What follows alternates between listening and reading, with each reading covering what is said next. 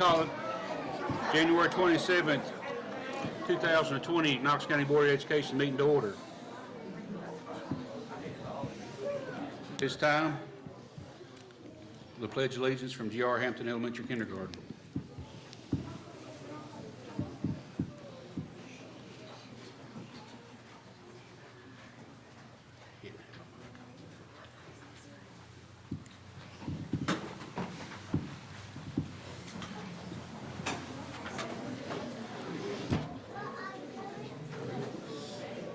Attention. Salute. Pledge.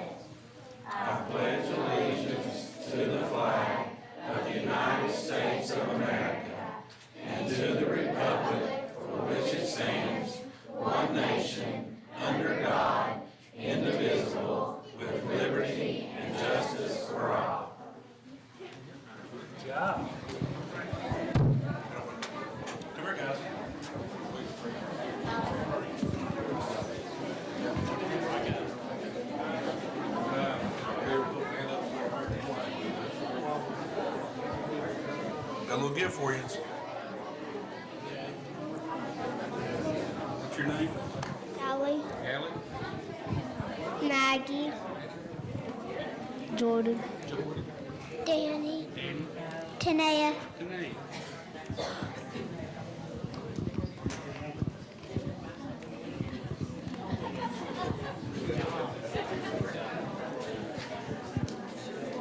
Let's give them a round of applause. Good job, guys.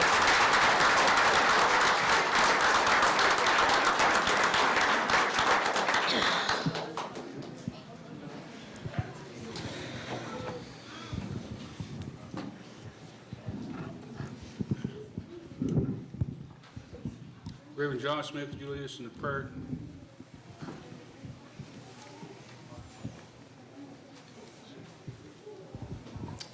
Let's pray. Heavenly Father, we bow before you today. We consider it a privilege, Father, to just enjoy this gift of life that you provided for us. And Lord, certainly we're grateful and thankful for our school district, for those students, Father, that are represented by every school here. And Lord, the faculty, the staff, the superintendent, Lord, all of those who serve to make what we see possible, Lord, day in and day out, our bus drivers, our cooks, all the personnel. Lord, we pray that you would watch over them, protect them, keep them safe as they go throughout the remainder of the school year, the semester. And God, we pray that you would just give wisdom to our students, that they would excel in everything they seek to do in life. Bless this meeting today. May you be honored and glorified in every decision that is made. In Jesus' name we pray. Amen. Amen. Thank you, Josh.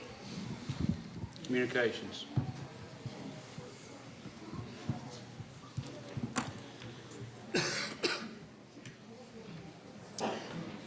Good evening, board members and all of our guests here tonight. We're going to begin with a recognition that often goes unrecognized.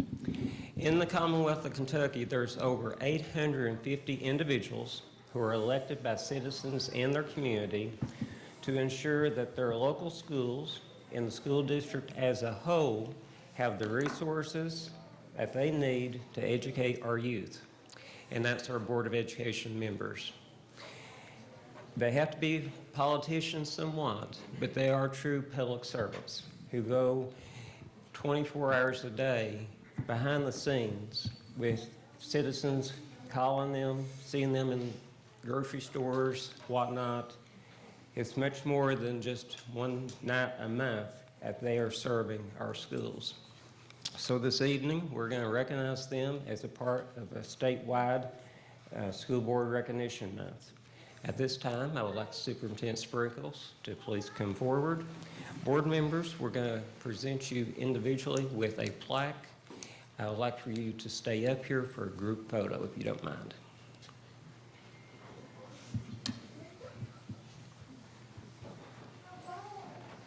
Okay, I just would like to echo Frank's comments about school board members. The only way that I can do my job and do it successfully is with the support of the people who are up here at the front of the room right now. We have a very high-functioning board. I talk to them often. we communicate, and the one thing that I can always say about this board that we're working with today is they always look for what benefits students first. And anytime you have a board or a school system who puts students at the forefront of every decision they make, you cannot help but be successful. So I thank them for that, and I appreciate their service. It is a difficult job. It's a thankless job many times. It's hard sometimes to go to a ball game or a grocery store because you hear a lot of concerns when you're out there. But I just want, on behalf of the staff and students of Knox County Schools, I want to thank you for the job that you do each and every day. So we will ask each of you to come up, and I'd like to present you with a plaque. We'll start with the chairman, Mr. Jimmy Hendrickson.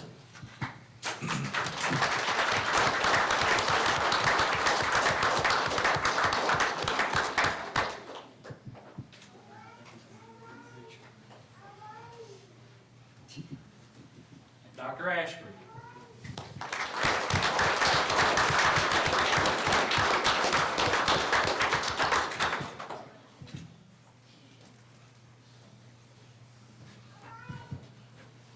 Carrie Rainey.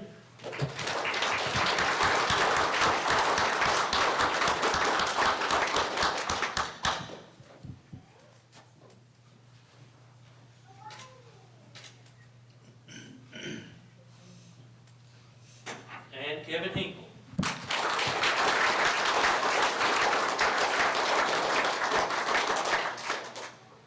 Board members, if you can line back up and run the backdrop. And I will note that Mr. Meredith, Charles Meredith, is not with us tonight. He is currently our longest serving board member. So he's put a lot of time in over the years to serve the students of Knox County. We want to recognize him as well. Jimmy, can you go? Yeah.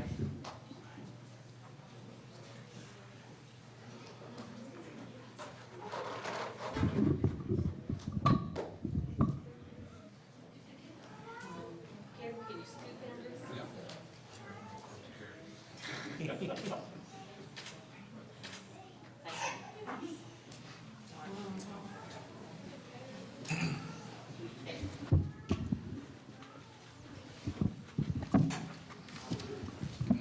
Thank you, board members, for what you do for our Knox County students.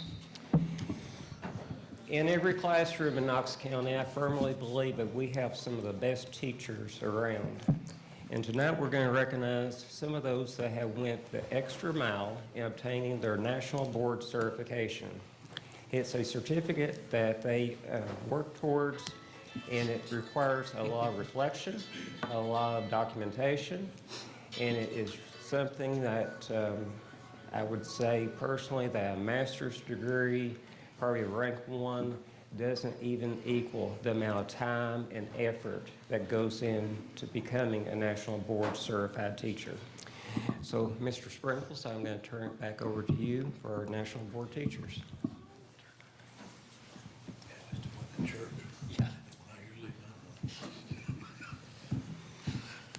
Again, echoing Frank's words, he's always got the right thing to say. But we are very pleased to recognize some of our newest nationally board certified teachers. Those who have gone through that process and have looked into that process will understand that it is a very challenging and difficult task to take on to become a nationally board certified teacher. You are required to video classes, to do portfolios. I'll let you guys kind of get into some of that stuff as well, but it's very challenging, very difficult, and a lot of folks don't succeed in their first attempt. Sometimes it takes several tries to achieve that level. But again, we're very pleased to have these newest nationally board certified, and we want to encourage and continue. And this board took a step in a recent board meeting to help promote that we want to continue to support these nationally board certified teachers by providing an additional salary supplement to them.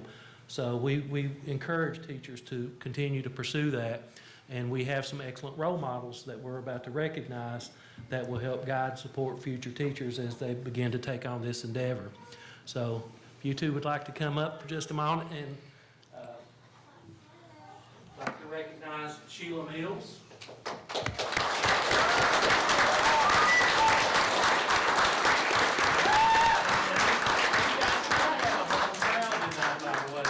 And Olivia Holston.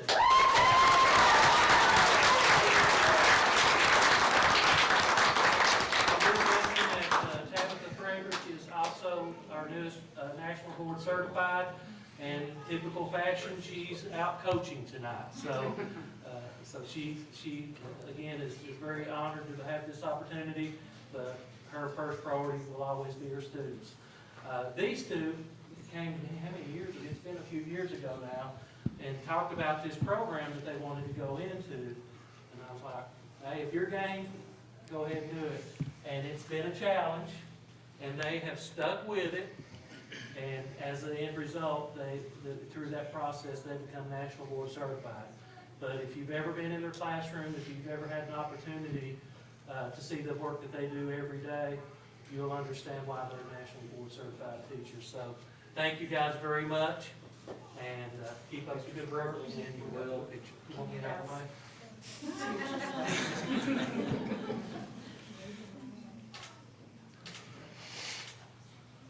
All right, thank you guys. Appreciate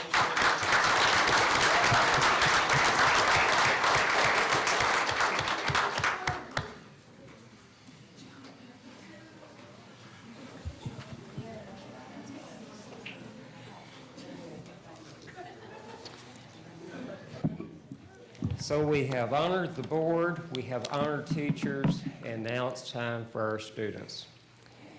In the classroom, on the ball court, wherever they may be, they are showing leadership and learning so many valuable skills to become our rising leaders and citizens of Knox County. First off, we will start with our elementary boys basketball teams. Central Elementary A team, district champions. Central Elementary, come on up.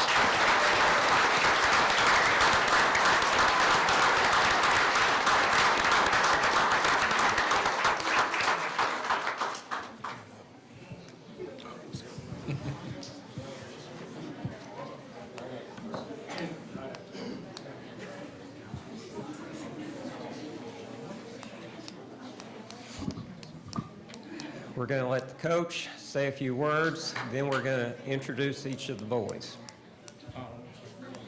Okay, we will introduce each of the boys. I'm going to pass the microphone down. This is your chance to be a star, so say your name and what grade you're in. My name's Noah, and I'm in 5th grade. My name's Nathan, I'm in 5th grade. My name is Coleman, I'm in 5th grade. My name is Lucas. I'm in 5th grade. My name's Cameron, I'm in 6th grade. Ethan, 6th grade. Dallas, 6th grade. John, 6th grade.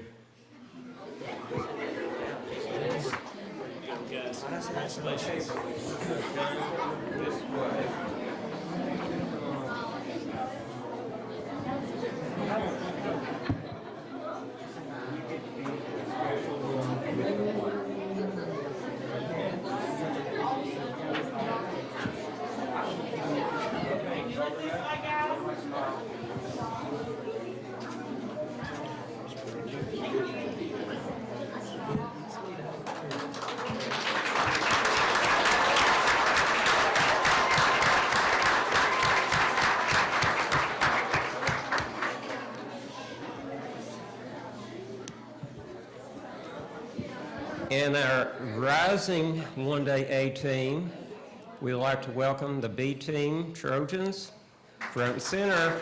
Congratulations.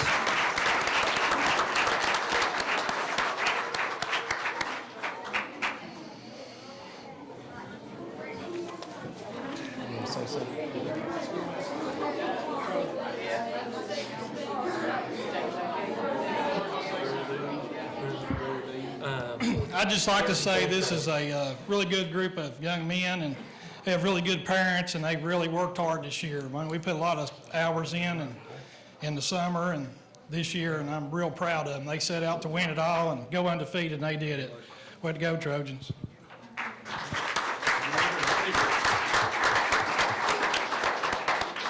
Okay, again, name and grade. Hayden, 4th. Landon, 4th. Trevor, 4th. Abram, 3rd. Fernan, 4th. Tyler, 3rd. Spencer, 3rd.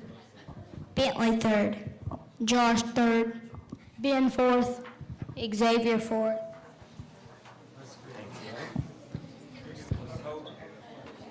Hold them up for me.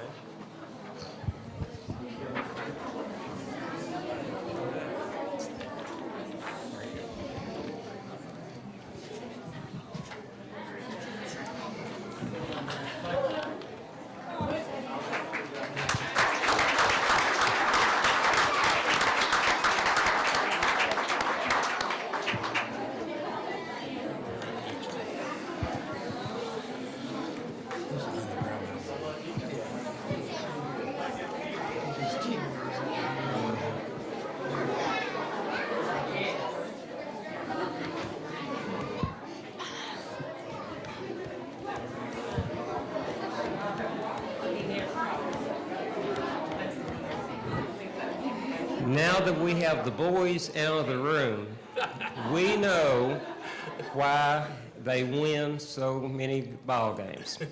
On those sidelines, they have the Panthers cheering them on to victory. So, Central Elementary A-team cheerleaders, come on up.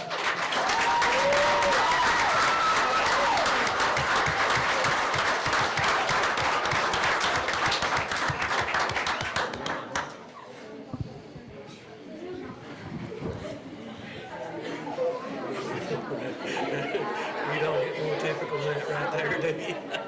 Not unless you want to. It's so funny. They're all giggly and shy.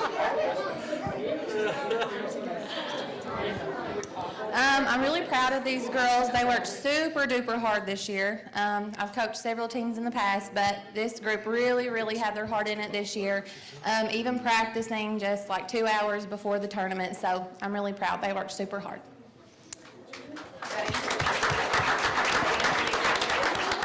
I'm Emily, and I'm in the 6th grade. I'm Lexi, and I'm in 5th grade. I'm Cheyenne, and I'm in 5th grade. My name's Olivia, I'm in 5th grade. My name is Sierra, I'm in 5th grade. My name is Cadence, I'm in 5th grade. I'm at 6th grade. I'm Emily, and I'm in 6th grade. I'm in Tristan, and I'm in 6th grade. I'm Riley, and I'm in 6th grade. I'm Molly. I'm in 6th grade. I'm Jaylee, and I'm in 6th grade. I'm Isabella, and I'm in 6th grade. I'm Brianna, and I'm in 6th grade. I'm Rebecca, and I'm in 6th grade. I'm Annika, and I'm in 6th grade. I'm Sarah, and I'm in 5th grade. I'm Kinsley, and I'm in 5th grade. I'm Marley, and I'm in 5th grade.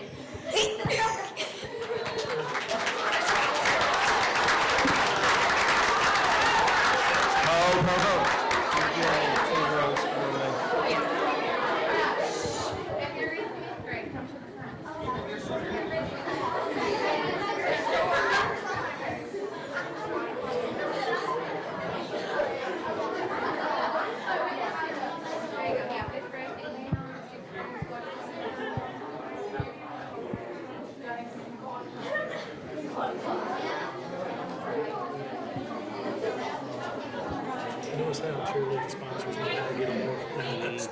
They went from that giggly, honestly, she's like, run front, run front.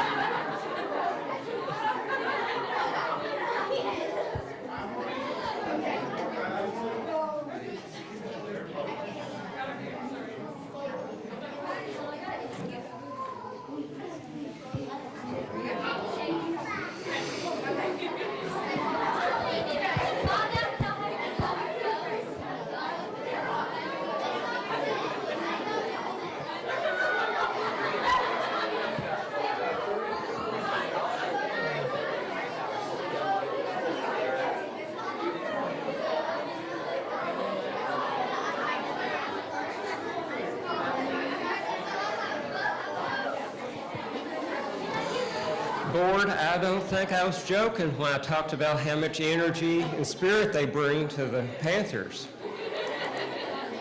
B team, you have a lot to live up to. So let's see what you got. Come on up, Panther B team cheerleaders.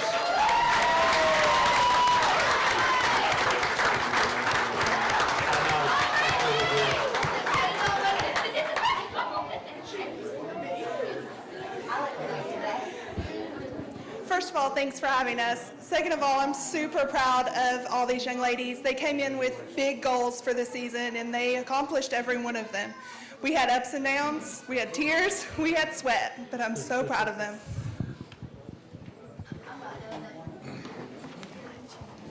I'm Raymond and I'm in 4th grade. My name's Miley and I'm in 4th grade. My name's Bethany, I'm in 4th grade. My name's Marley and I'm in 4th grade.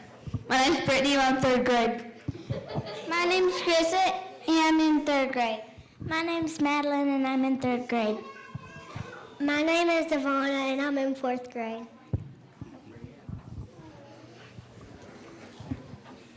Coach, go ahead and get over there with them.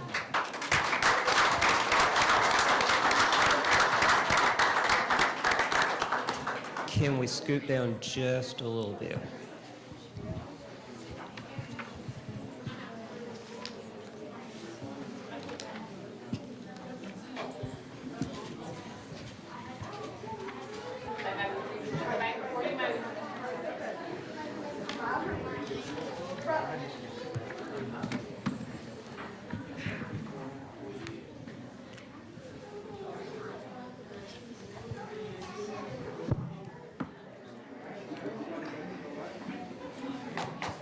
Good job.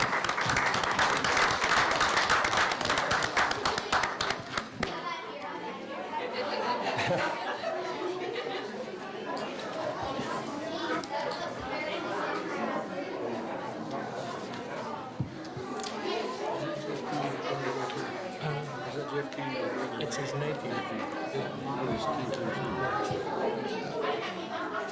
So, Mr. Hubbard, you ought to be a proud principal right now. Board certified teachers, ball players, cheerleaders, good stuff going on. It's good. Mr. Chairman, we have no public comment, so I'm going to turn it back over to you for the next communication items. Architect updates. Reports to the board. Architect construction updates. Start with Amanda. Shorter still. The only thing we have left to do is take control of your exterior lighting. And I have a technician coming down Thursday who will be installing Wi-Fi boosters at each of the gateways, which is at all the schools except DeWitt and Flatleg, because they don't have exterior lighting upgrades. After that, we'll be working with Kevin's team to pull that all onto the network, and then we'll be showing somebody, whoever the lucky recipient is, how to use it. So that's all I have. Any questions? Thank you, Amanda.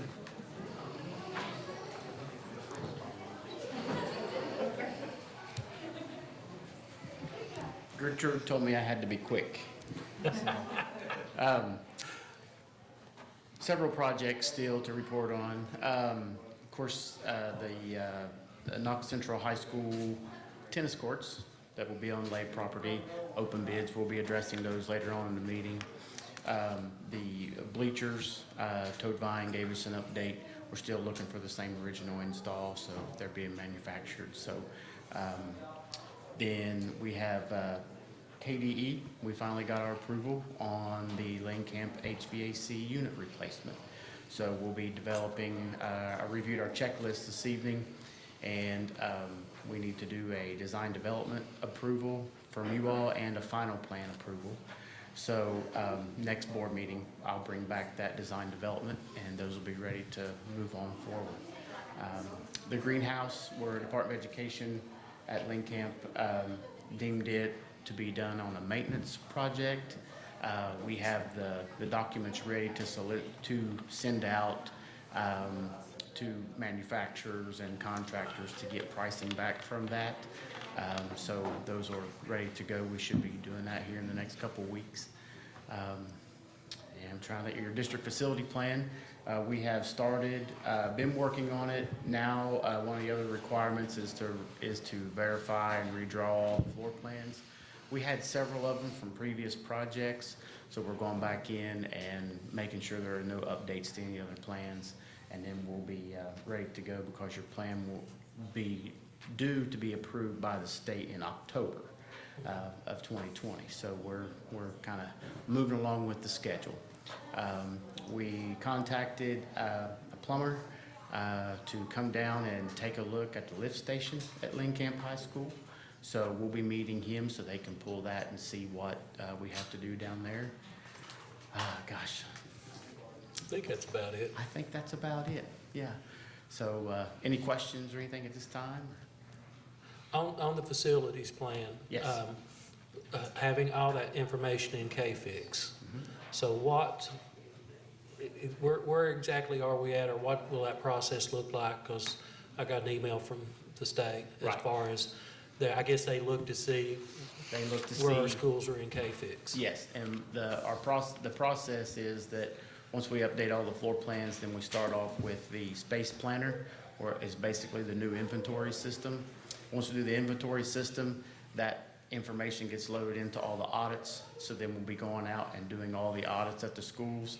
And then we'll need to sit down and do a safety checklist, and then you'll be uploaded and ready to go. So probably here in the next month, we'll have to alert all the principals and staff that I'll be running around every one of the schools from daylight to dark to do the audits. And then we'll get all that stuff uploaded and ready for KDE to approve, and so we can roll on into the actual facility planning part. Okay, so when do you anticipate that we actually begin the process of putting together the local planning committee?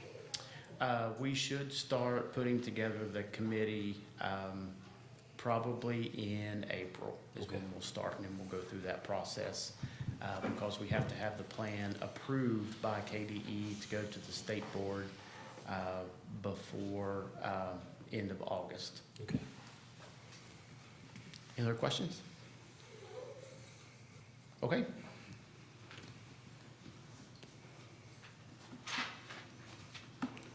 The principal reports, G.R. Hampton.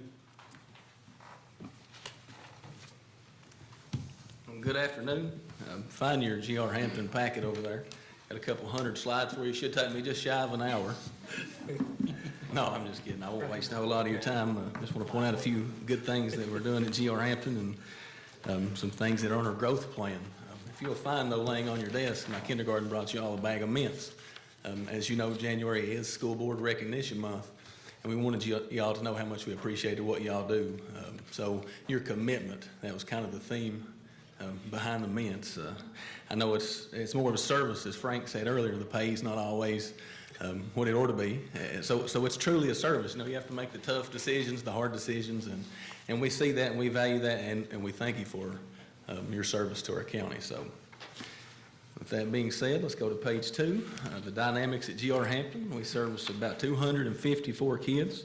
You can see 33 preschoolers, 29 kindergarten, 34 first, 28 second, 22 third, 38 fourth, 37 fifth, and 33 sixth. Those are contained in 13 homeroom classes. We have 4 special ed, 3 of those LBD, 1 of those EBD, 2 special class teachers, library and physical education, 1 reading recovery teacher paid by the grant, and 1 curriculum coach, for a total of 21 teachers. And we follow our vision statement. That's one thing that we're big on at G.R. Hampton, shaping our world, every student, every day. Doesn't matter if it's the top student at GR or if it's the bottom student, there's no reason a kid should come through our doors and not leave further than they were prior to coming in. So every student, every day, that's our motto. And we also have the culture of having that growth mindset or continuous improvement. Everybody has room to grow. Next page, 3, our attendance data. We're just getting ready to close out month 5. So what I've showed you is the first 4 months of last year compared to this year. And our graphs and our data is much like everybody else's. We start out strong. Cold weather hits, Christmas, you can see we always take a dip there. I mean, we really fight this. We really work attendance. You know, we can't teach them if they're not there. My secretary calls them every morning. By 9 o'clock, she has to have a report on my desk. You know, how come the student's not there? We do rewards. Our PTO buys them a bicycle if they have perfect attendance. We have rewards in the class. Teachers spell out, and they get, like, if they spell out the word ice cream for perfect attendance, they get ice cream party. We do a monthly attendance trophy and ice cream party initiated through the school. But again, we work this, we fight this, but we definitely want them there. We're always open to suggestions. Next page, as far as academics, page 4 and 5, one actually is a copy of our reading, the other one's math. Looking at data, pretty much a data-driven school. Just about every decision we make is based on data. We want to see what does the data tell us, and something that's kind of cool, we printed these out in color. Like you noticed, the peach color, 15, 16, 16, 17, that is the same group of students as they move from grade to grade. So not only do we look at data vertically, we also look at it horizontally to see how these kids compare from year to year. So if I got a group that's good, good, good, and bad, there's some information, there's some data, there's a problem. And luckily, there's one for you to look at on 16, 17, fourth grade. And we figured the problem out, we addressed it, and as you can see, they skyrocketed from that point forward. So again, just very data-driven, reading and math. Next, you're going to look on page 6, our improvement plan. As I said, we believe in that Toyota Kaizen word, you know, continuous improvement. Everybody has an area to grow. So our math and reading goal, we want to decrease our novice, measured by the K-Prep score, to a total of 4% only. And that's only, you know, from 8, we want to take that from 8% novice students to 4% in the entire school by 2021. And we also want to increase our combined proficiency in the grades 3 through 6 by 10%, as again measured by the 2020 K-Prep data. How are we going to do that? Be very, very intentional by making sure that our curriculum is implemented with fidelity. I know we have the unit assessments, the curriculum, the pacing guides that, you know, board policy that we have those posted, you know, how to know what my kids are going to know, and we monitor that through classroom walkthroughs, through the unit assessments, and also providing teachers the feedback. Also work with those teachers during our weekly meeting. I have a weekly meeting with every teacher. On Wednesdays, we call those PLCs. That's our common planning time. We're continuously looking at that data to make sure that we're on track, making sure we're providing the right response to intervention to those kids that are at risk or that are struggling. If you'll notice on the next page 7, our writing data happens to be a focus for the last couple of years. What I found is just because somebody can read it don't always mean they can write it. So what we've done is we've implemented at least a 30-minute block in the reading class for actually physical writing. Even though we're above the state and the district average, you know, that happened to be one of our lowest, our other academic indicators. So we actually have a goal. If you read it there at the bottom, we wanted to increase our student achievement for IEP students by 17% to bring that up to 50%. How are we going to do it? Each teacher, I mentioned that already, has a 30-minute block implemented in their reading time. We've sent all the writing teachers to so-called experts with Abel and Atherton. And what we're seeing is a lot of common language, not only teaching it where it's assessed, but looking at it on down, you know, getting it implemented with those little guys so it becomes just secondhand or rule of thumb. So they are a little further ahead when they get up to those assessed areas. Again, I mentioned PLCs on that and a skills group. Now, skills group is probably what we used to call study hall when we were in school. It's just a different name, but this is more intentional, more focused, not just a place to catch up with their homework, but hey, I'm going to use the word prescriptive, very prescriptive to those students' needs. You know, hey, Johnny's struggling with this, or, you know, that's what I'm going to get him help with. That's what we refer to when we say skills groups. Page 8, science data. This is part of the new accountability. I think they call it, I mentioned it earlier, separate academic indicators, right? Science, as we set another goal, we wanted to increase by 20% from 36.8 to 56.8. If you'll notice the pie graph, we have a huge amount of students that are at the apprentice level. You know, that tells me that they're almost there. They just like, you know, most of them just like just a little bit, a little push. And we found that we needed to do more than just the TCI program. We needed to make sure that what they were doing in the classroom was a little bit more rigorous. Teachers went to a couple professional developments, again, planning during POCs, skills group for science. And one of the big ones, I guess, is I've added science as part of our POC weekly meeting. And what we actually do is every 2 weeks, we plan 2 weeks worth of lesson plans. And they have a specialist science because I taught science. So, I mean, they got a great resource to help them. And that's what I'm seeing is, you know, they taught it's very superficial. And that, again, the data just lines up with the teaching that we saw in the classroom. And I anticipate those numbers probably to surpass what we've set our goal at because of what I'm seeing in the classroom. Much like science, what does our iReady data tell us? Page 9 and 10. iReady is a universal screener that we give 3 times a year in this district-wide to measure the progress of our students. How do they come into us in the fall? How much have they grown by December, and then how much have they grown by the end of the school year? Again, what does it tell us? We've got a huge number of kids. Several's in the green, and you know, we've reached the proficiency, but we still have several that are on that apprentice level. And again, those are what we would consider our bubble kids that we want to push over. They give them, you know, that additional RTI, that additional support, so that they can reach their goal. And finally, my favorite page, page 11, last page, page of celebration. This was the first year of the new Accountability STARS system. GR Hampton was one of the 5-star schools in Kentucky. You can earn anywhere from a 1 to a 5. We actually got the 5. We were recognized by the co-op. We got several awards, but one of my favorite was the Gold Medalist Award. We were recognized as the #1 growth school in the entire state of Kentucky. That put us on the commissioner's list. We did receive the High Attendance Day winner. We were the High Attendance Day winner for a small elementary school. We are implementing PBIS Tier 2 with Fidelity, and we ended up 6th overall out of 720 schools, according to K-Prep in the entire state. So that's our story. Any questions? Keep up the good work. I will say this, Mr. Frederick, and, you know, GR's been very successful and academically over the last several years, but he and his staff are not resting on their laurels.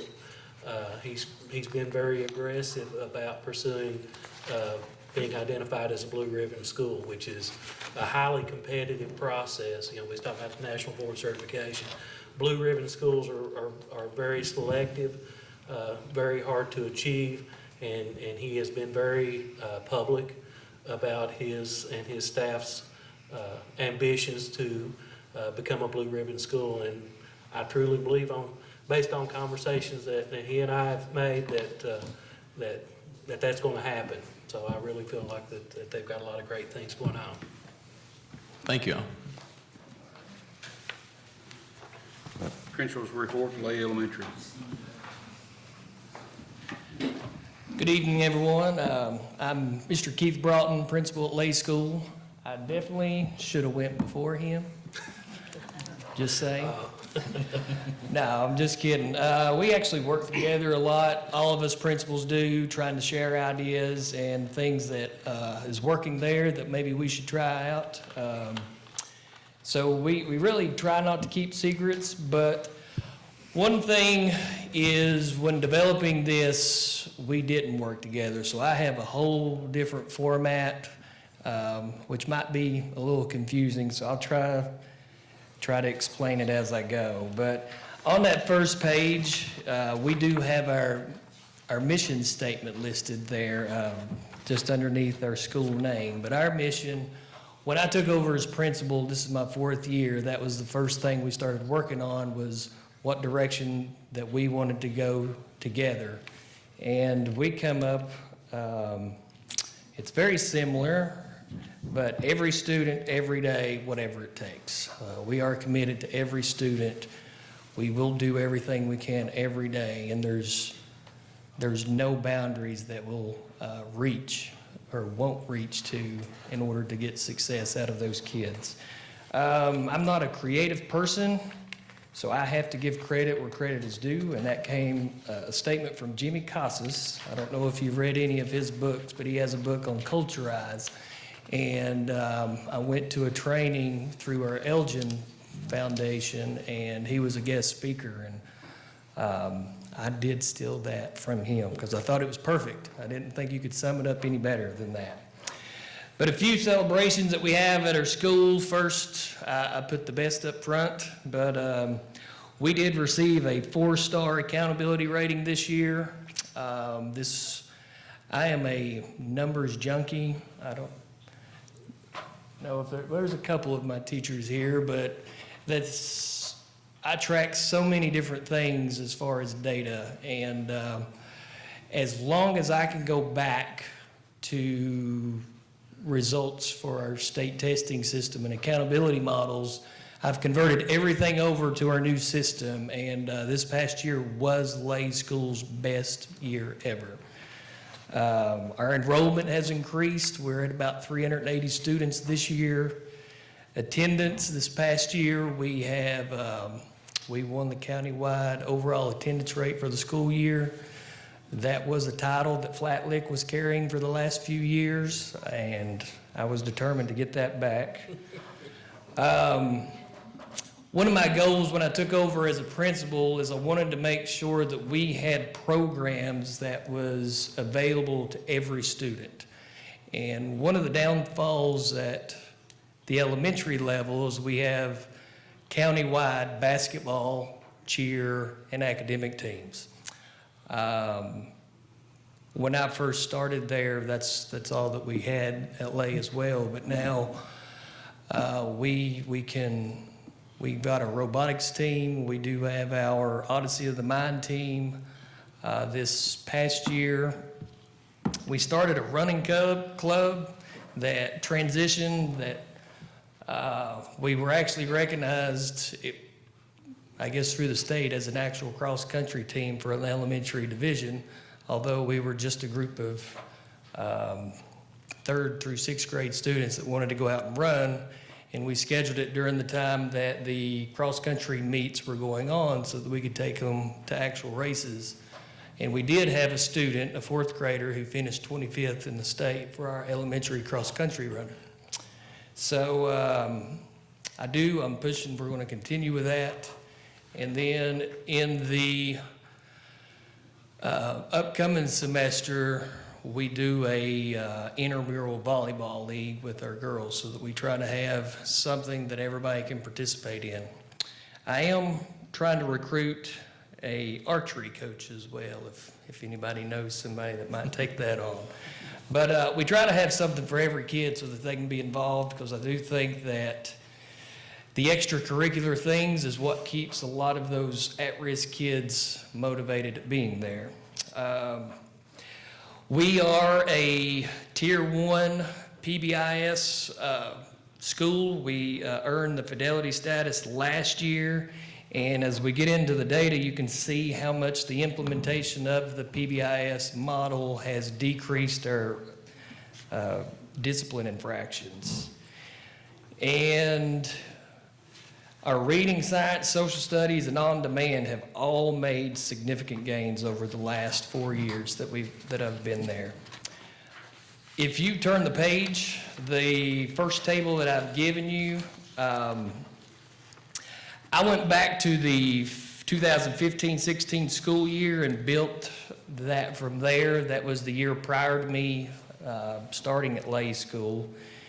And the proficiency rating is, the state takes your reading and math scores and they average that together to give you one proficiency rating.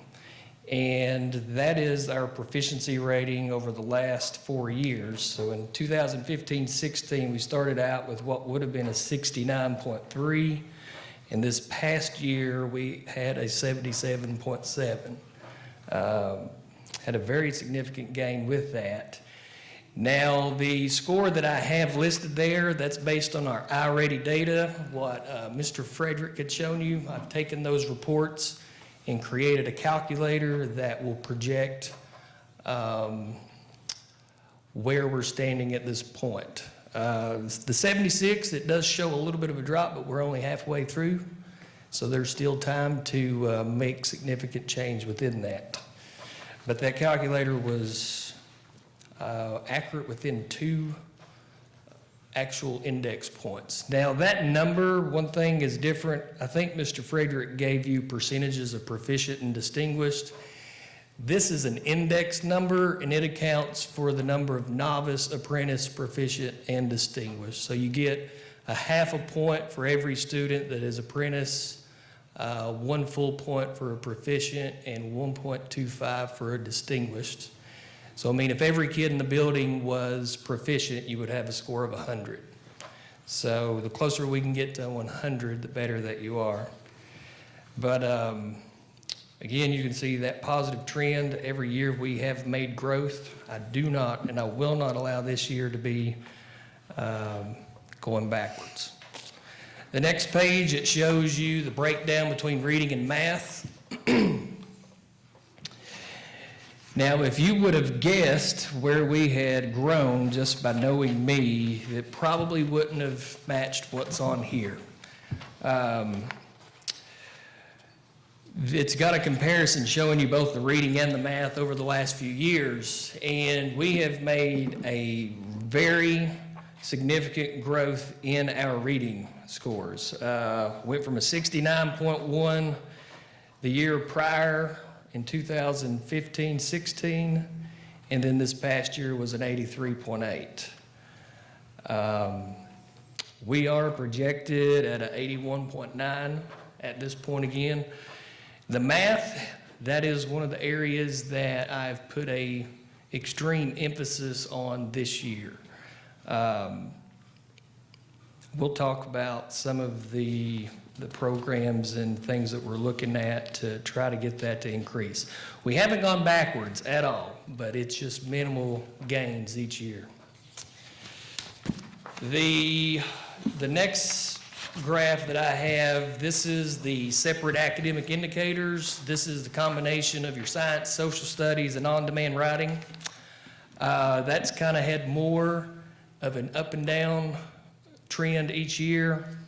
But the good thing is it's a slowly rising up and down trend. But a lot of this is due to changing teachers. The 15-16 and 16-17 year, you had the same group of teachers teaching that content, and then the next year there was a brand new teacher into that. So there was a little bit of a learning curve that was adjusted. And then this past year, we had another gain with it. As far as a state comparison, we are above the state average in all 3 categories, but the one thing that sets Lay School back when you compare to other schools within the county is our social studies. We're scoring in the low 70s, and the state average is, or not the low 70s, the high 70s. The state average is about a mid 70, but our county average is around a 90. So our county is blowing that social studies assessment away. And that is one of the areas that we have to get better at. And we are looking at other schools, seeing what they're doing, and trying to figure out what that shortfall is. But you can see the breakdown on the next page of each subject. There's only 2 graphs for science because they only brought the science assessment back not last year, but the year before. But you can see specifically in the 16-17 year for social studies, we hit that 90 mark, but then we dropped. And that's where that huge drop that you saw in the separate academic indicators came from. Overall, the science and the on-demand had really, really good growth. Our science scores were the highest in the county. And I do think that we will maintain and increase that this year. We did get a new science teacher, but that teacher that came in has worked as a partner to our previous science teacher for the last 4 years, and I don't think you can find anybody that will work harder. She's also the one that did our cross country and our volleyball, so she is an amazing teacher. The on-demand, we had a really good jump this past year, and I made a complete change to her schedule. Miss Leanne Hammonds, I have to give her amazing credit for the work that she did, but in most cases, and every year before that, writing was embedded with the reading class. And one of the changes I made in the master schedule is I separated that to its own class. So our 5th and 6th grade students, they have a science block, reading, math, social studies, and writing. And they have writing every day for 60 minutes. All the other grades, they get at least 30 minutes of writing every single day. So we put that focus so that writing was taught specifically every day in every class, and it is paying off. The growth, I only have a couple years of data for the growth scores, and they've completely changed the way they calculate this stuff, and I could not go back and convert some of the older things because it was a whole different model. They look at growth now by every individual student. And if you score a certain level this year, next year, if you stay the same, you get a half a point. And you really have to look at every kid. And I didn't like the model at first, but as we go back to our mission statement, if we are truly looking at every student every day doing whatever it takes, then we need to be looking at the growth of every single kid instead of a group of kids or an overall trend. So the attendance information, this is in percentages. This past school year, we had a 94.2 overall attendance rate for the year. At mid-year at this point, we're at a 94.4. As far as attendance goes, one of the things that I started doing last year, they came up with this chronically absent report that it doesn't matter if a kid is excused or not, if they accumulate 10% of the absences over a school year. So there's 175 school days in a year. If they get to 18 absences in a school year, then they're considered chronically absent, regardless if it is excused or not. So every Friday, I run the report to see how many kids that we have with 6 or more, and I personally call those parents and start talking to them. I do, Fridays is not a day that I'm in the halls as much because that's where I try to specifically target the attendance, do home visits. I go out with Delisa. I don't know if you've met her, but she is amazing.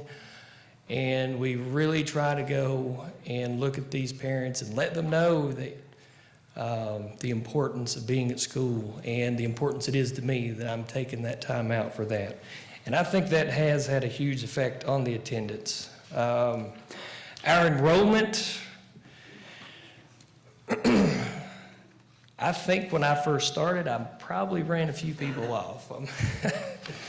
A change in leadership sometimes gets people a little uncomfortable. They may not know what's coming next. And when I did take over, I did turn the school upside down. I put a whole lot of changes in place. But so I started in 16-17, and we took a dip there that very next year and dropped to 334. But we are back up to 379 students, and I do believe that we will increase that number next year based on our preschool enrollment. We have 2 full preschools that have a lot of students. I mean, we're turning kids away in her preschools.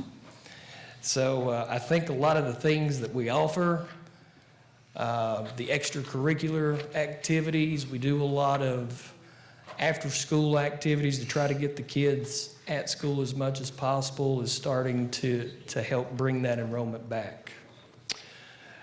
The next page is the office referrals.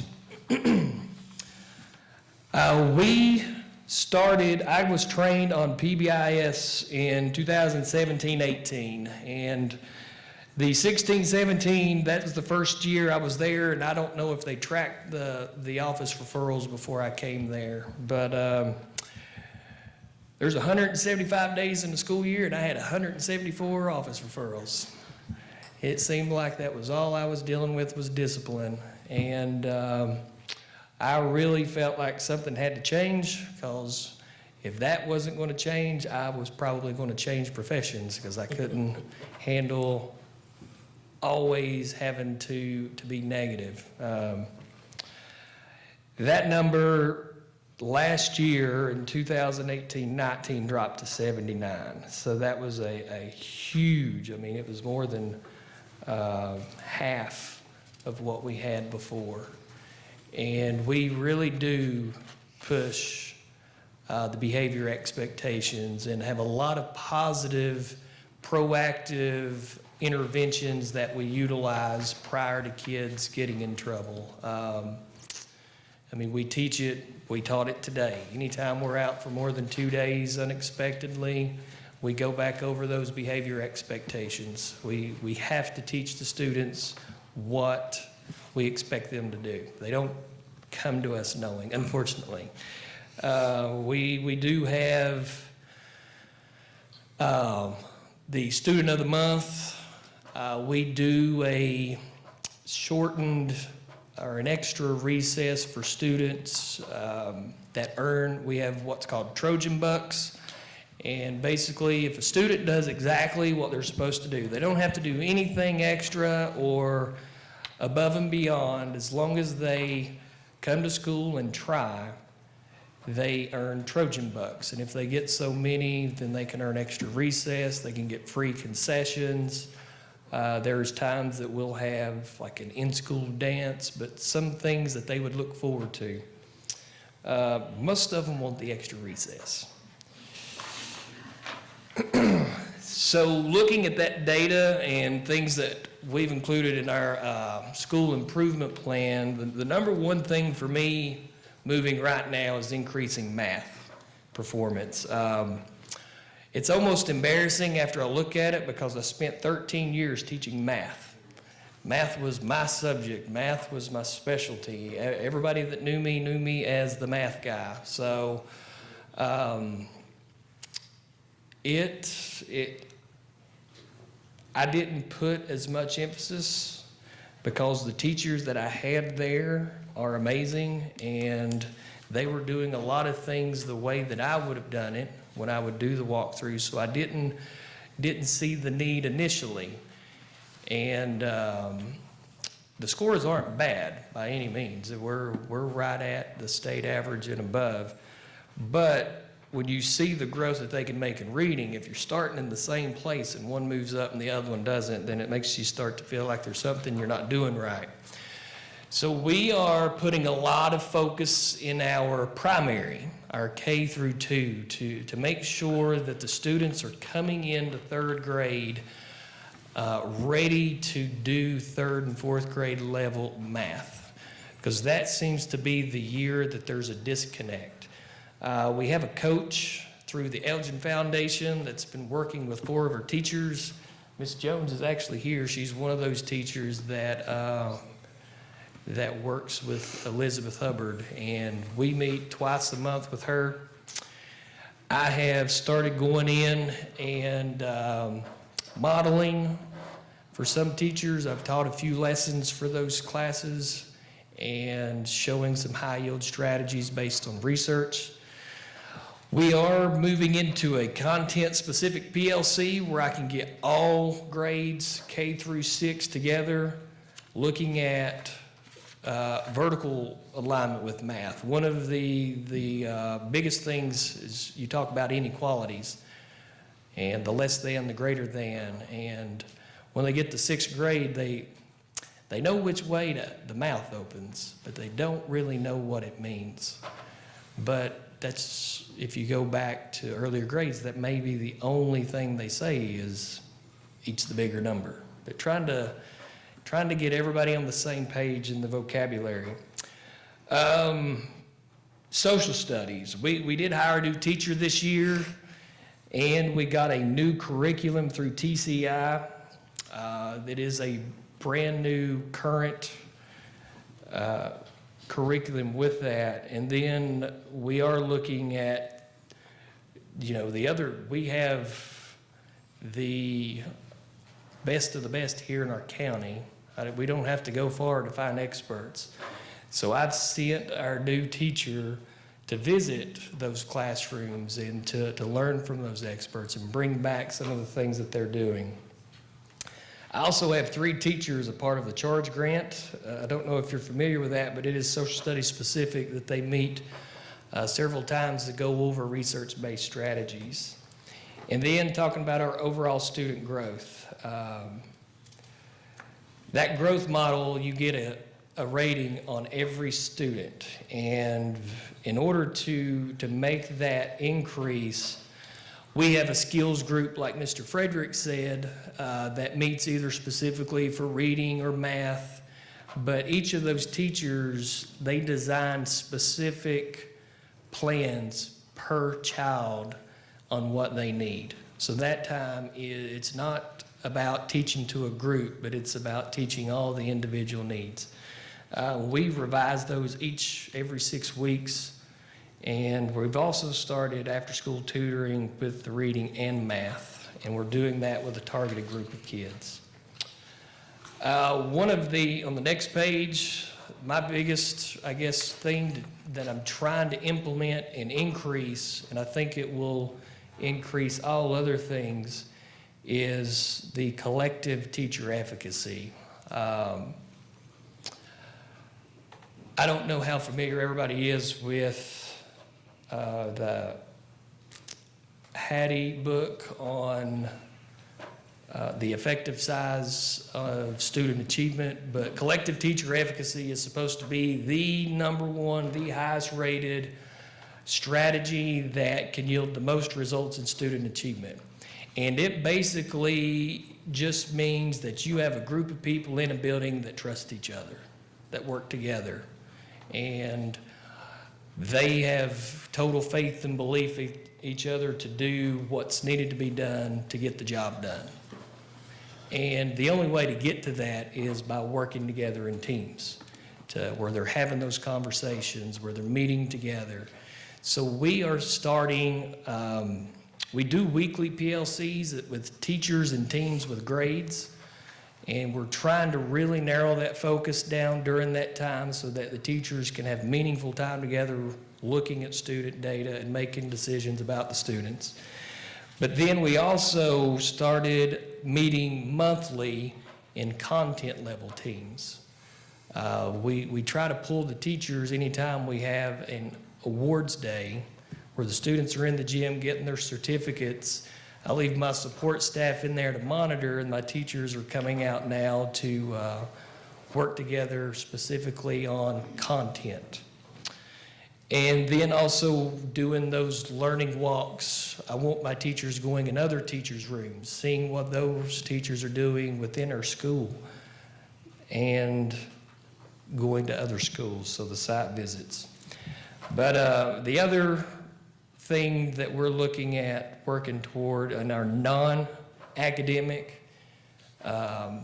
settings is giving more student opportunities and incentives. Before I came to Lay School, they were a Leader in Me school, and that was a big deal.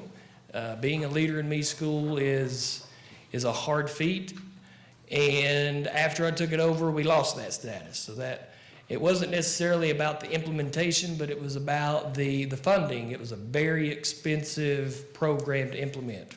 It's like $12,000 to keep it going. So budgeting-wise, I said, you know what, we can still do these things, but not pay that $12,000 fee. But when you move away from that emphasis, I slowly let a lot of the values of Leader in Me kind of drift away. And that is an area, because it does promote leadership with students. It does give them that opportunity outside of academics to make a difference within the school and the community. And then just finding more ways to recognize the kids.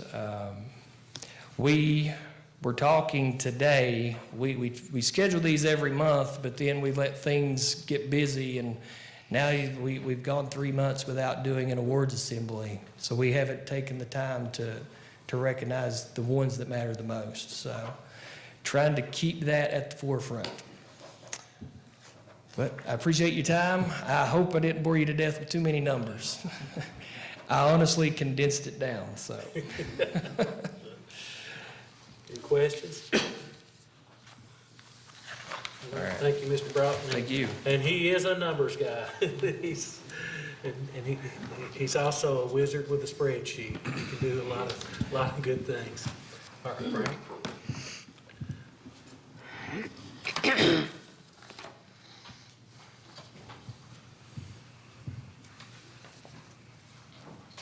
Okay, I'm up next, Mr. Chairman, with the next one. Mr. Broughton, you said something that I really do like. We have to teach students what we expect of them. And you was talking about that in the sense of PBIS, but also all the content as well. And board, as teachers, we know our content. Well, if you're a math teacher, you know math, certainly. And we sometimes get hung up in that. We know what we expect, but what does the community, what does the workforce, what do they expect out of Knox County students? You've heard from 4 principals so far with the principal reports. You've heard some differences, what makes their school unique, and you've heard some commonalities of iReady and standards. So we went out to the community a year and a half ago and started collecting data. What will make the workforce of Knox County and the Tri-County area a strong one, that employers, businesses, industry outside the area will want to come to Knox County and set up base and hire our students and not bring other employees in. So during the past about 6 months, 8 months, we have really started with the data to get focused. From a year and a half ago, we started seeing common threads. So about 6 or 8 months ago, me and my colleagues, the directors here in the district, we started having some meetings where I set up with a neutral facilitator, someone who had nothing in the game, so to speak, and to facilitate some meetings with us. The directors acted as simply recorders, chart keepers, and I told them to shut up. And that was pretty hard for some of them, because I'll be honest, it was hard for me.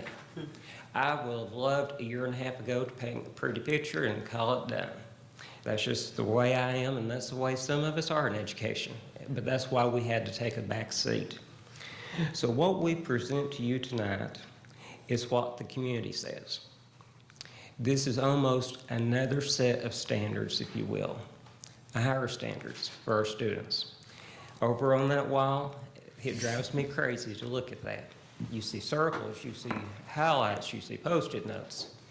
But that is the most beautiful display of what Knox County expects. Knox County does expect the best, and you can see it up there with the time, the energy, the conversations that took place to create what is now our portrait of a graduate. Math, science, reading, social studies, it all matters. But there's also other things that turn out a well-rounded student and a well-rounded individual contributing to our community and society. So at this time, I have painted the picture, I guess, but Mr. Sprinkles is going to go into a little bit more detail about what portrait of a graduate means and what our 6 different areas entail. You want to just spin around? I'll do it from here, which means I may have to turn around a little bit. First of all, what Frank's referring to over this year and a half time span, we started out by seeking input from every stakeholder we could possibly think of. We had actually had presented some of this information to the Chamber of Commerce. We've had a couple of different meetings at Fort Bank and in here with multiple stakeholders to where we would want, and we basically asked that same question that Frank's referring to, especially when we talk to the chamber and the employers of our students, is what qualities, what characteristics do you want to see in a student that is a product of Knox County schools? And as we continued to collect all that data, we started to see those common themes or common strands that Frank is referring to. And you can actually almost see a progression if you look from the Post-it notes and all the chart paper until you start to come around to these 6 boards. And the challenge, one of the challenges that we had is keeping it condensed enough that it would be something that we can share out to our stakeholders and not be so overwhelming that it gets lost in the shuffle. And so I will just kind of look through these as we read through them, and each one of them has a description. Obviously knowledgeable. Again, our core purpose is to educate children. That's what we're here for. You heard that from the principals that presented tonight. That's goal number 1 is that we educate our children. We still, math, science, social studies, language, arts, writing are still important. But we also want our students to be flexible and resilient. We get that from, a lot of that does come from our stakeholders, such as the chamber, is they want students, not to just be content knowledgeable, but also be able to adjust. Our society changes every day. Our students and people in our society are dealing with new challenges each and every day, and we have to be able to have a workforce and people who are able to adjust to that.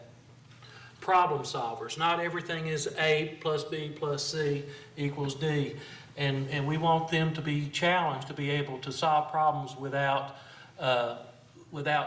as much guidance, and that's a challenge for teachers. It's a challenge for students. You always hear, just tell me what you want me to do and I'll do it. But it's not always that simple, because when you get into the workforce, an employer may say, this is what I want you to do. You figure out how to get to that point. So we want them to be able to be problem solvers, personally and socially responsible. We want good citizens. We have to have good citizens. And that's a big part of that is to have that empathy and to be a person who's willing to give and willing to support and willing to help others. Communicator and collaborator. That could almost be 2, but we didn't want to overdo it. But you have to be able to communicate. It really doesn't matter what you know unless you're able to communicate that information to others. And very critically is the collaborator piece, that you need to be able to work in a group. And then the last one is to be balanced and well-rounded. If our students, if the students who we produce and send out to the workforce, they have to also be able to take care of themselves. They also have to be able to take care of themselves physically and mentally. And in order to be able to do that, you have to have those skill set to be able to take care of yourself, because it's very hard to help others if you're not able to help yourself. So very quickly, that's how these 6 pieces come together. We had a final meeting, last week before last? Time flies when you're having fun. But we sat down with all this information that we had together and said, okay, now let's try to produce a graphic or put it into a format that is just a visual. And Frank and his talent with artwork has produced this graphic that we'll be promoting. We'll be talking to the community about it, and continuing to have these conversations. We're going to bring this back to the chamber next month and get their feedback on a product that they helped produce. probably one of my most favorite parts of all this, to go back to the very beginning, is a lot of those small Post-it notes that you see on the board, obviously you can't read them, those are comments by students. We wanted to know how the students felt about all of this and what they thought a balanced, what a flexible student would be, what a communicator would be. And we had some amazing feedback from the students whenever we had these conversations. So again, it's been a process, but I really feel like with all the stakeholder involvement, that we have truly created a vision, a visual of what our community wants a Knox County graduate to be. Any questions or comments? Or Frank, you got anything else? I will say, do not get hung up on a portrait of a graduate. This is not just high school. Look in the center of that graph. We're talking from preschool all the way through adulthood. These are characteristics that we want our students to know and to live. We're preparing them for jobs that do not exist. But if they have these qualities, they can go into those new jobs and be successful. So that's all I have for Portrait of a Graduate. Like I said, all of our schools, all the way down to preschool, will be implementing this to those grade levels. Next up on your agenda for this evening, and I promise I will make this one very quick. I want communications to last an hour, and we're 15 minutes over. Strategic plan. In case you didn't know, this is the year 2020. And 5 years ago, we set out on a strategic plan that would impact our academics, the culture within our school buildings, and our operations. And what we will begin doing, you have a timeline there. Tonight, I'm just bringing back 2020 and the strategic plan to your attention. Next month, we're going to talk about academics and so forth each month until we get to May. Beginning in May through the summer, we're going to begin looking at 2020 plus. What's our vision for the future? And in September, we will bring that back to the board and have it presented to you all of what the community, what our teachers, what we as the educators, what we want to, and what the board envisions for this school district. So that will be coming ahead in the months, as you can see there. Back page is just a review of what the 2020 vision consists of. Who knows what 2020 plus will bring forward to the table as we focus on the future. Any questions? I do want to say thank you for the loan communication segment. We had a lot of students, we had teachers, we had you all to thank tonight, and that's what makes this school system a success, I believe.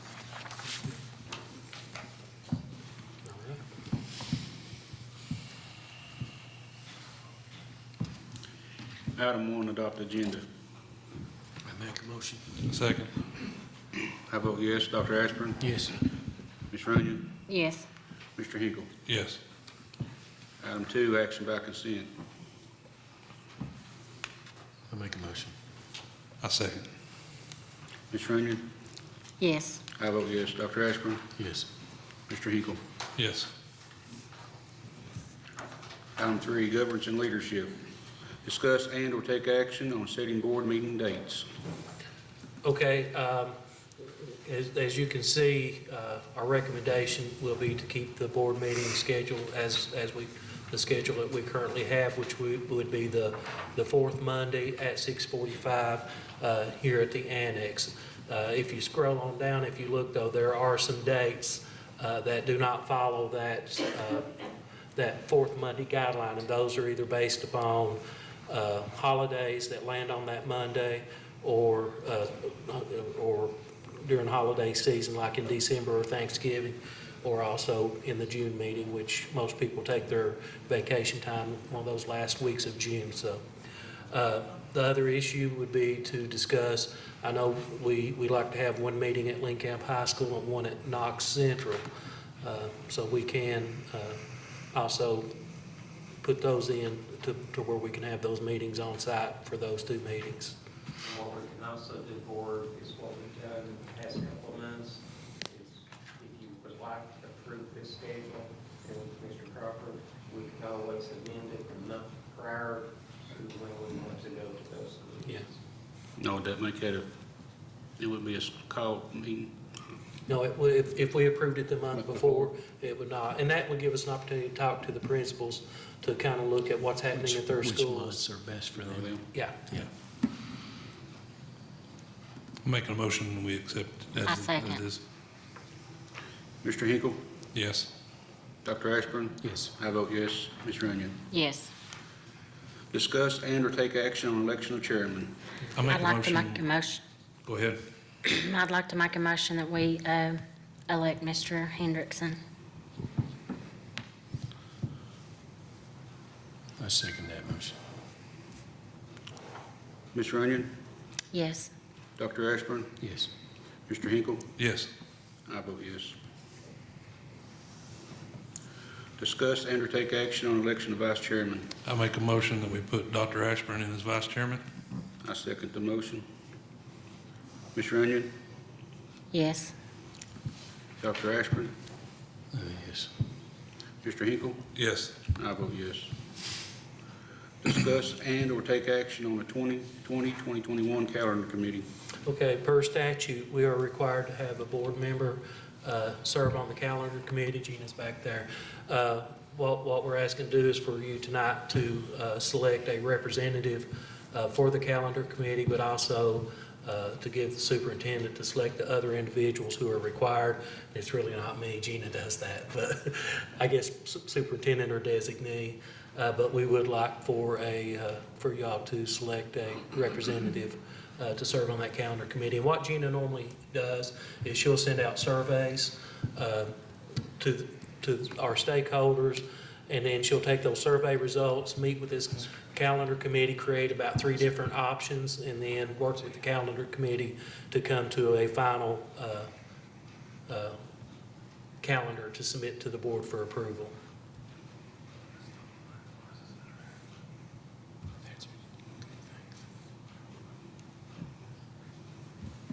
Hang on just a second, we're having to fix Doc's computer. Uh, I screwed it up. We have to get up here. Frank, I'm All sorry. right, we're sorry about that. I thought I had it, but I don't know if I have it. Technology happens. Yeah. It ain't on my computer, I don't know how to do it.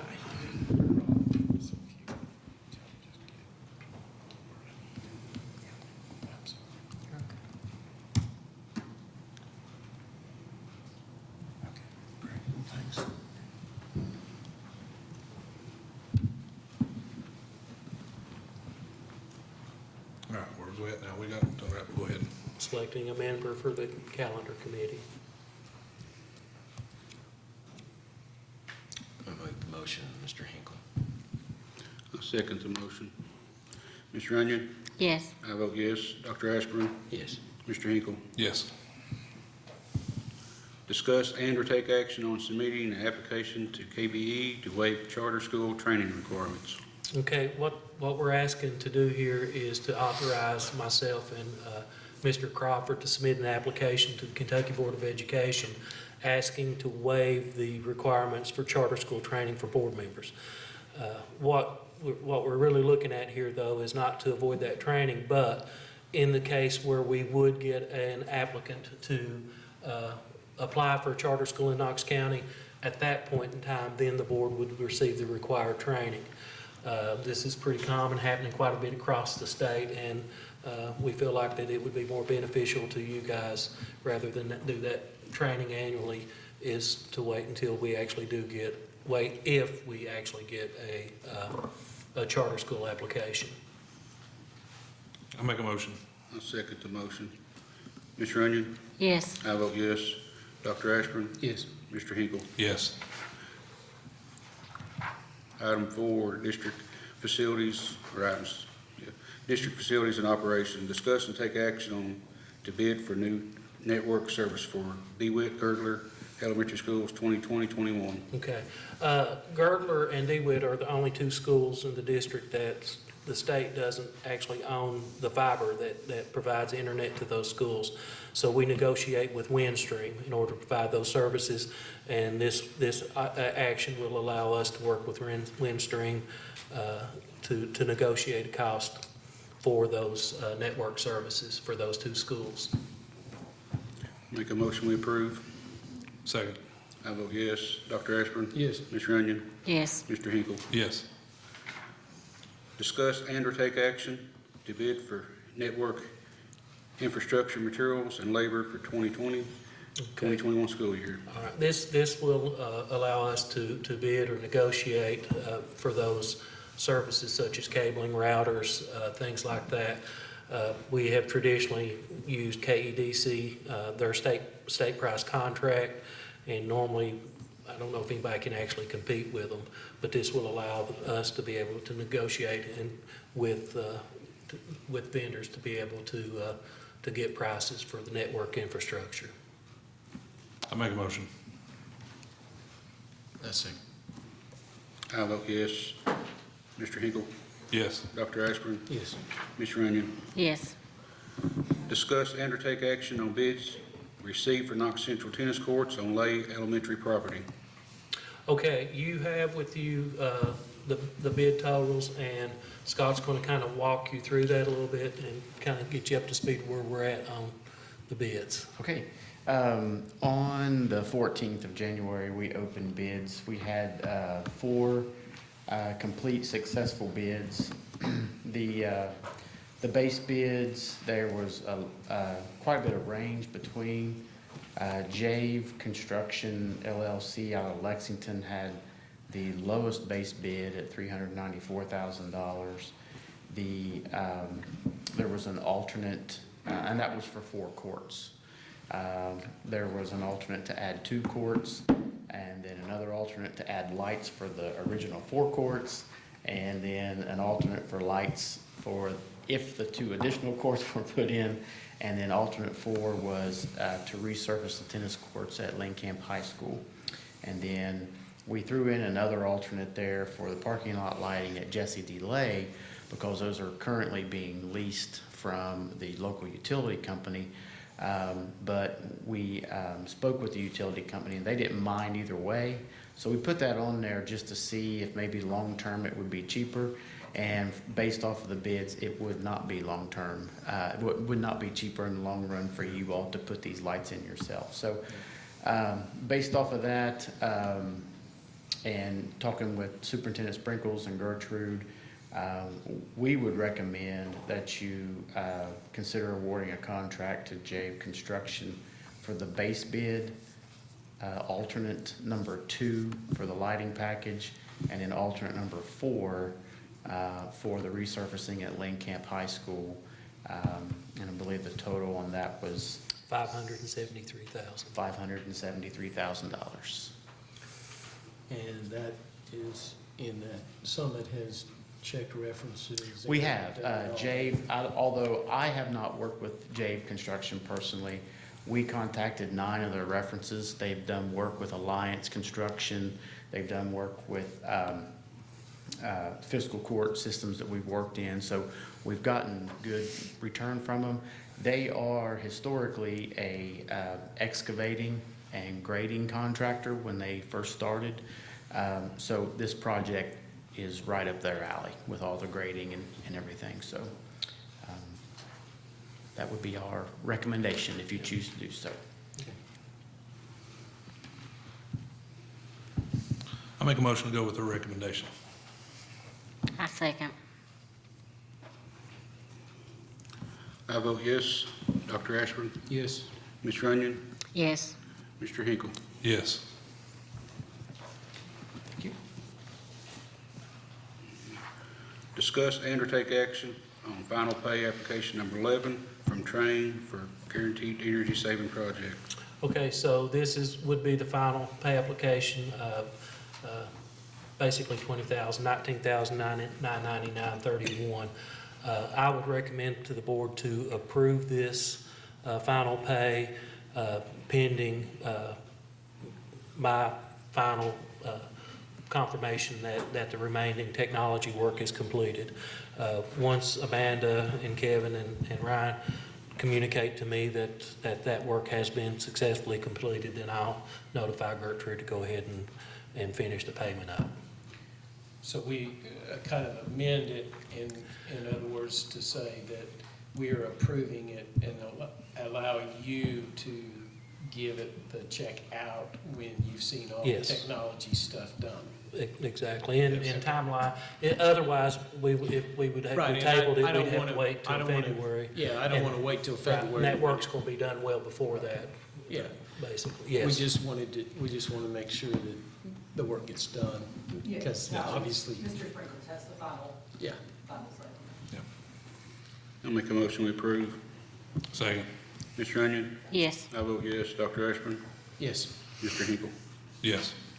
Discuss and or take action on the revised BG1 for Knox Central High School tennis court project pending KDE approval. I would recommend that the board approve.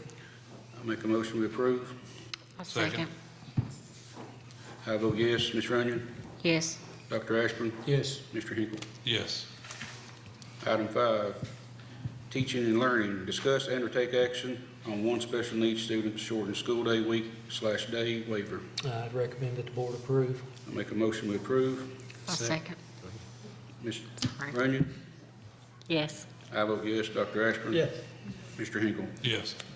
Discuss and or take action on the reading recovery MOA agreement. Okay, this is an agreement between Knox County Schools and University of Kentucky, their literacy initiative.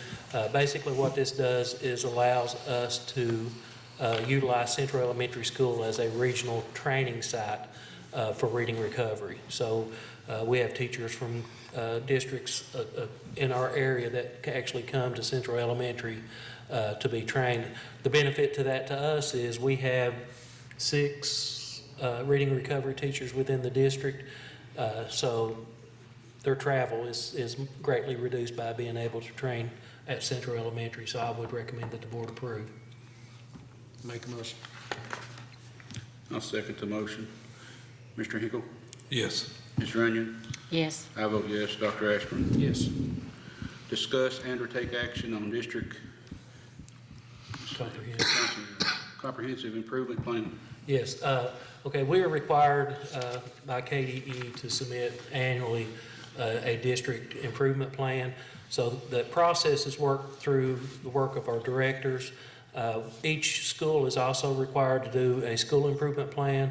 So our directors, we take those plans that were developed at the school level and look at those common strands amongst the schools, what they're trying to do for improvement purposes, and then we develop our plan based upon that so we can support the individual school plans.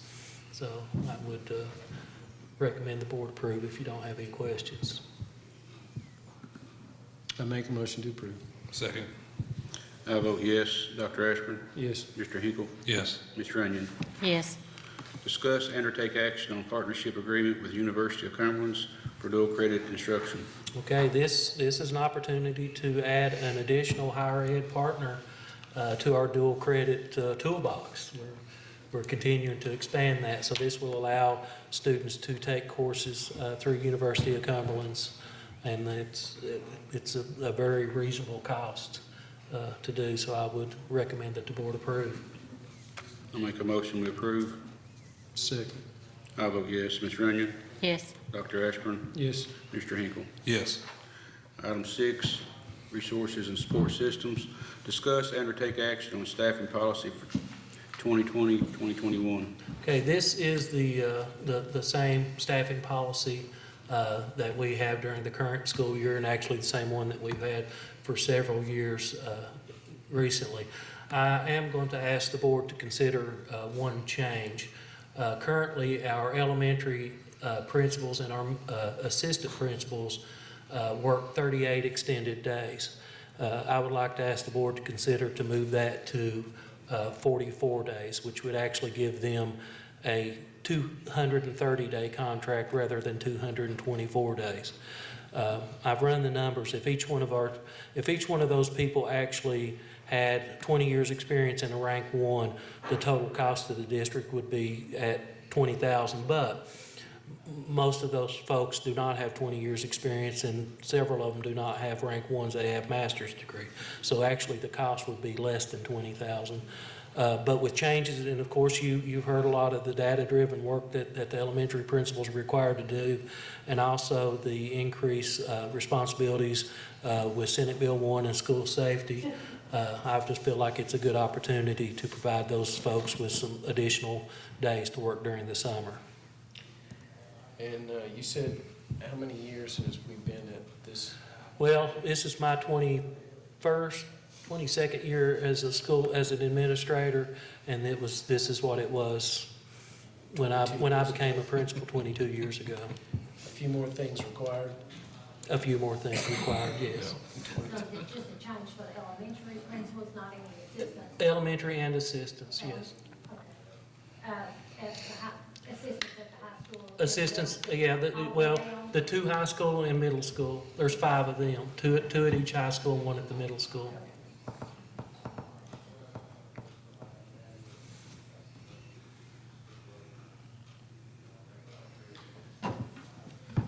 Elementary would also go 44. The 6 elementary, yes. Yeah, would be at 2:30, so it'd be 44 extended days. But they're actually working extra 6 Oh, days. yeah, they'll be working Yeah, 6 we're giving additional them- days. I make a motion. I second. Ms. Runyon, Yes. Dr. Ashburn, Yes. Mr. Hinkle. Yes. I vote yes. Discuss and or take action on draft budget for fiscal year 2020-21. Gertrude. Mine's short. I guarantee everybody will listen to you though. Well, I don't have a whole lot of news, a whole lot of new of anything, really. I think we'll, of course, you all know the legislative session's already started. You'll find out more tomorrow night when the governor gives his budget address. So that'll be some interesting as to see what his, of course, we already know what some of his proposals will be. And of course, the raises for teachers has been talked about. Some new things that's already been, these are financial, just a few of the financial things that I think that will have an impact, and I don't know how far they'll go or how it will actually end up. But as I said, this session sets the budget for the next 2 years. So it will be for fiscal year 2021 and for fiscal year 21-22. So they have up until April 15th to settle everything. So one of the things is funding for full-day kindergarten. Currently, we're only funded for half-day kindergarten, and most school districts already have full-day kindergarten, even though they're just getting funded for full-day kindergarten. So that would help with the funding for that tremendously. There's also the raises for the teachers. One thing I was looking at today on the bills, has been introduced is reduction of maximum class size. So I don't know where that will go, but you just passed the staffing policy. So if that should happen, then that would change the number of students, the maximum class sizes. Of course, that's a funding issue also. Installation and maintenance of school bus stop arm cameras, a good safety issue, but it would also cause school districts to implement that as well for buses that do not have those, and most of them don't. Of course, Mr. Sprinkler said I already mentioned Senate Bill 1. There's still all those requirements of Senate Bill 1, and that was about school counselors, providing mental health providers, a school safety coordinator, school resource officers, trainings, et cetera. So that is a big bill. A lot was in that. It didn't come with any funding. So that is continuing on in this session, so we'll see where all that ends up. So all of those things will impact what we do as we go forward into next year's budget. So at this point, all the draft budget is just really an overlay of what's in our current year budget. It's just a review that's required. It's not anything we have to submit to the state or anything, but it's just a procedural process. And of course, it always just includes the general fund, the capital outlay fund, the building fund, the debt service fund, and the food service fund. And there's no fund 2, which is grants, because we won't get any grant information probably until April or May. So the only things that I have changed are some kind of the numbers things that I do know will change. And I'll start with the general fund. And we know what our debt service will be for next year. We know what our KISTA bus lease payments will be for next year. And we kind of have an estimate of what our capital outlay funds will be, although that number is subject to change also because our sick base is at $4,000, and of course $100 of that goes to capital outlay. So the legislative said they could also increase that guaranteed sick base. Hopefully they won't decrease it, but it could be increased. So that could increase some of the funding that would be available in the capital outlay fund. And hopefully they will continue the option to transfer any excess funds too. So that in itself is a kind of a big issue. Hopefully we will continue to have the flexibility where if you've got extra funds in that account, that you can use those to transfer to general fund to pay for some of the debt service. Usually we pay for our bus leases. If there was any left, then we can pay for property insurance as well. So that amount didn't change. It's basically $203,000, just a few dollars difference. In expenditures, thank the Lord, we will, in fiscal year 2021, we will make our final Kisbit workers' comp assessment payment. We've been paying on that for 6 years, so that will resolve that case, settle it. If there's any excess funding left after everyone has paid their initial assessment, because they're still working on claims and so forth that Kisbit has, so we did get a check last year, some extra money, so when all is said and done, hopefully we'll get some money back. So, but that will end, it's just a small amount, but still $38,472, and that will pay that assessment off. The Terrain Energy Performance Bonds, we have the 2012 bond issue, and then the 2018, the one that you all are finishing up as far as the final pay up tonight. So we began and start making our payments on that issue as well. So those totals will go from $540,000 to $563,000 for next year. Of course, we always will have, that will go into the tentative and the final working budgets, and that will be our employee step increases. If we have our teachers and so forth have rank changes, then those will be accounted for in the tentative budget. And then any kind of changes for benefits, and retirement is also one of the issues that may change within the session. There's been some discussion about maybe districts paying an additional 1% match for teacher retirement, so that could impact what our costs would be. We already know that our county retirement rate is going to go from 24.08% to 26.95%, so that's probably going to cost us in the neighborhood of a couple $100,000 when all's said and done, because we have to pay that on our full-time classified employees on the contract pay, plus any extra service pay, plus any substitute pay. So the pension definitely, both kinds affect us, and that affects the general fund as far as what we have to pay. Another item which will be a pretty good ticket item will be the tennis courts. And what goes forward in the tentative budget really will depend on where we are when we get to the tentative budget. I don't know when, which we already approved the bids. The BG one, I will submit that to the state tomorrow, and how long it takes them to approve that. But then I'm not sure when the construction, Scott and y'all will probably know that. But if that project is expected to be completed by June 30th, then all the money will come out of this year's funds. If it's not complete and we roll it forward, then any expenditures that are for completed work in next school year will be paid out of next year's funds, and that would be in the tentative budget. So it just depends on where we are with that project, and also with the HVAC units at Lynn Camp. The debt service fund, which is the Fund 400, and that's just, I've just updated that for what our 2021 bond issue payments are. We already know what those are. There's no new issues or anything like that, so I've updated those schedules. No changes in the food service fund at this time, so there's no changes there.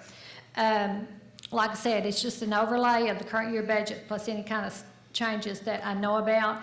Right now, y'all just approved the staffing policy for 2021. So next month, we'll have the SPDM allocations. That will be their staffing and materials. So we'll begin to work on that, and that will be working with each principal and and Gina Sears run the reports and finding out what their enrollment is within each of those grades and doing the calculations for each school. And that's something you all get every year. The tentative one is due to the principals by March the 1st. So that will be on the February board meeting, and then the final on that is due May the 1st. So this is the draft budget for 2021, and this is the first budget of the next year's budget cycle. So the next one will be the tentative budget, which will be due in May. So we began the process of working in 2 years now. We're in this year, and then we start the process for next year. So that's all that I have for the draft budget. And obviously, with it being a budget year with the General Assembly, there's lots of unknowns. So we'll know later. I make a motion to approve. Second. I vote yes. Ms. Runyon? Yes. Dr. Ashburn? Yes. Mr. Hinkle? Yes. Discuss and or take action on fiscal year 20 vocational school 20% SEEK funds statement of assurance. Okay, what this does is because the Knox County Board actually owns the building for the Area Technology Center, KDE provides us a percentage of the SEEK funds, which allows us to use for maintenance and upkeep of the building. So it is restricted to be able to spending on that building. Over the years, we've done phone upgrades, air conditioning, roofing work, but it's mainly to help maintain and upkeep that building. It can't be used for salaries or anything like that. We recommend that the board approve. Make a motion. Second. Ms. Runyon? Yes. Dr. Ashburn? Yes. Mr. Hinkle? Yes. I vote yes. Item 7, other action items to discuss and or take action on out-of-state trips. Okay, we have one out-of-state trip request for this month, and it's Knox Central High School softball team going to Myrtle Beach for Cal Ripken experience. Yeah, Cal Ripken. I make a motion we approve. Second. I vote yes. Ms. Runyon? Yes. Dr. Ashburn? Yes. Mr. Hinkle? Yes. Discuss and or take action on general release. Okay, this is asking the board to approve general release for some property damage that we've agreed with the homeowner to take care of. I recommend the board approve. I make a motion we approve. I second. I vote yes. Dr. Ashburn? Yes. Ms. Runyon? Yes. Yes. Oh, I'm sorry. Mr. Hinkle? Yes. Make a motion to adjourn. I'll make a motion. Second it. I vote yes. Dr. Ashburn? Yes. Mr. Hinkle? Yes. Ms. Runyon? Yes.